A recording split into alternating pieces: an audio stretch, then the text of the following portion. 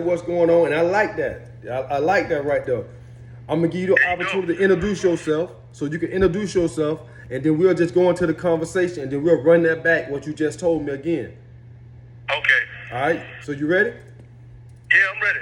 All right. So man, this I just got a phone call from. Go ahead, Robert.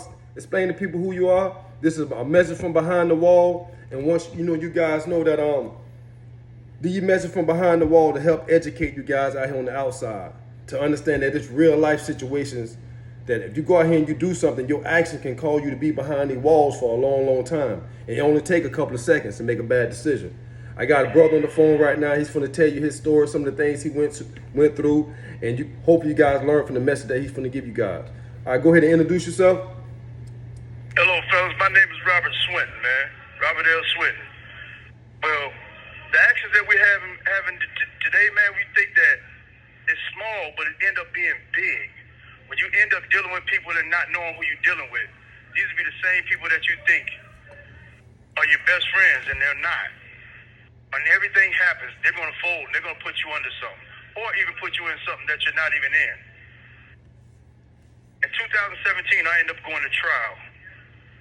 And when I went to trial, I found out somebody I thought was my best friend was the one that sought me up the whole time.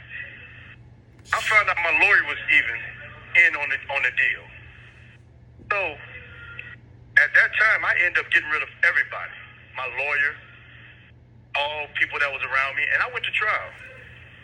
So in the end of the day, I ended up with 270 months for 2.1 grams of cocaine, not crack. So they gave you After 270 months? 270 months? 270 months. Yes, 270 months. People don't think they're giving out that type of time for stuff, but yeah, it was guns on my case, but they gave me 210 months for the drugs and 60 months consecutive for the guns. So I can understand some things, but 210 months for 2.1 grams of coke that didn't even belong to me. That was a problem. I got a real problem with that. And that's what's going on out here nowadays. And thing of it is, you're going to think that you're going to get a fair trial. They're hiding your discovery. They're doing all kind of things. I'm finding all this right now. Right now, I just went back and found out that they hid everything from my informant that was on trial. The only person that testified against me, they hid all the evidence on this person, all the criminal history on this person, prior statements. And now I went back and found this. So you think it's going to be fair, it's not going to be fair. Damn. I mean, there's so many others in there like that too. Get caught up in these situations and realize it's just to get you behind the walls. Yeah, it most definitely is. And right now, I'm on my second direct appeal, so I don't know how this gonna turn out. Right. So you say you end up fighting the case. You end up going pro se. Yeah, I've been pro se since 2017, even on my appeals and everything. So, and I won my appeal, so I'm back on that issue. That's why I gave it 10 years back. Well, 114 months to be exact. I mean, what was the process you going? Because when you went in, you didn't know no law, right? Not at all. Put it like this: when everybody keeps saying life, you start picking up books of a whole lot. Some people are gonna fight. Some people are gonna ball up and start getting high, and all. This call is from a federal prison. Everybody's different.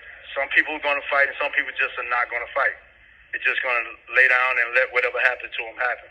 I wasn't one of those people. Right. So what was that process, like what you had to go through mentally to get yourself, basically, I know there's a lot of discipline go into studying law, but what made you say, I'm going to go ahead and just lock in and I'm going to find my way up out of this situation? Because I see my attorney wasn't trying to do it, and it seemed like it just left to me to do it.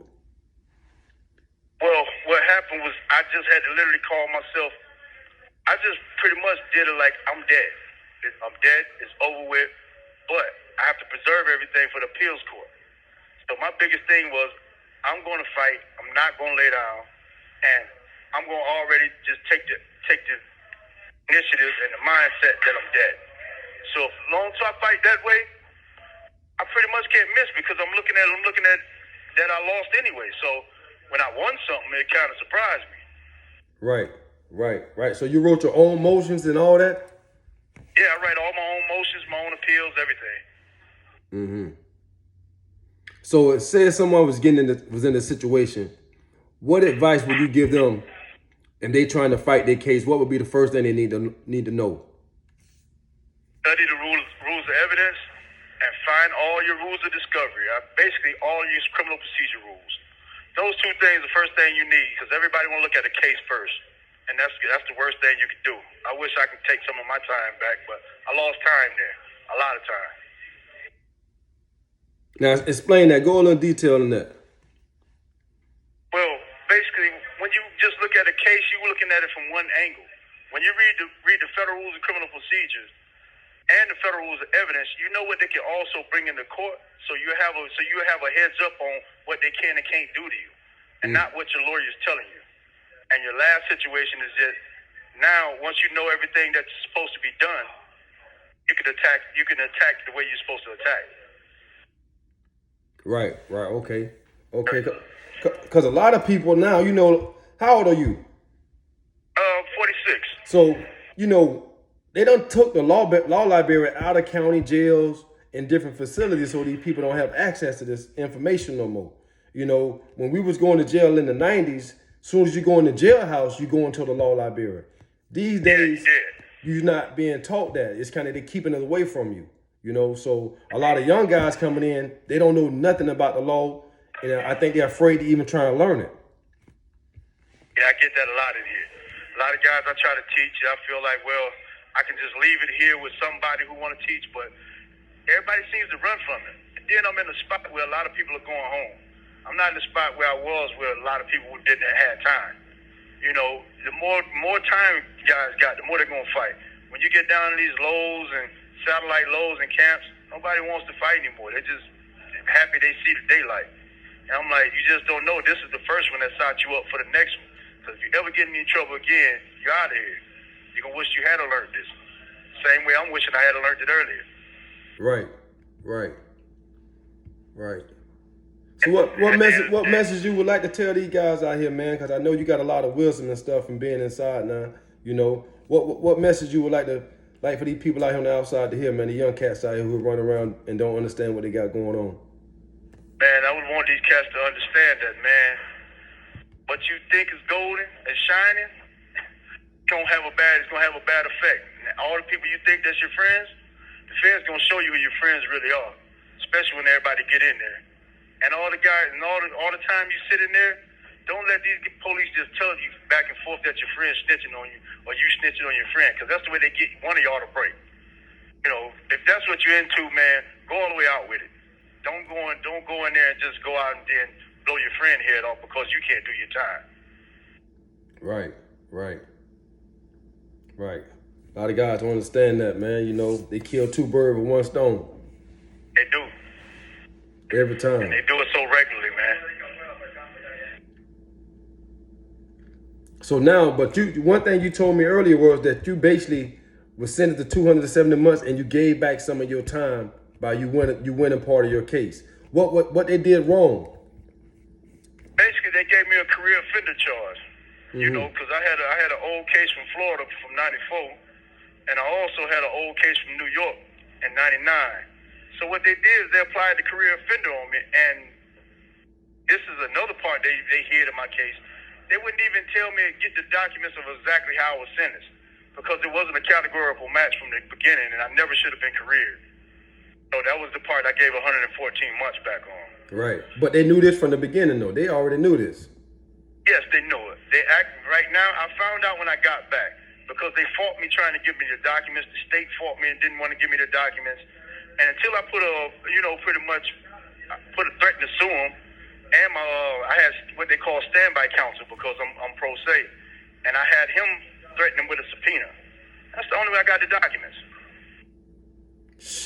And it shouldn't have did all that. This call is from a federal prison. The government had a duty to turn those documents over, and they didn't, and they never have. Mm-hmm. So at this point in time, they messed up my whole case when they did that. Right.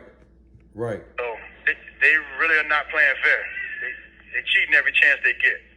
And by them breaking the law, over sentencing you is really breaking the law, right? Yeah, It directly broke the law. You know, because the case, you know, this has been going on since 1990 that they had to make a categorical approach of my prior crimes to see if they count. And they didn't. Never did. Never wanted to hear me. I guess once you go pro se, things kind of go out of one ear and into the, you know, in the outer space somewhere. You know, they don't really just look at you as a lawyer or you're somebody trying to fight. They just look at you like you don't know what you're talking about. And at the end of the day, the Second Circuit turned it around and said, well, I guess you do know what you're talking about. And the judge came and took the time off. Right. Shit, I know that was a hell of a feeling, man. To see your work, the work that you put in, give the best results for your situation. Instead of you depending on an attorney or somebody on the outside to do it for you. You know what's the best thing about this? Not even concerning me.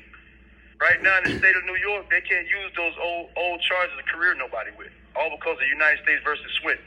And as I said, I'm Robert Swinton. And I did this myself.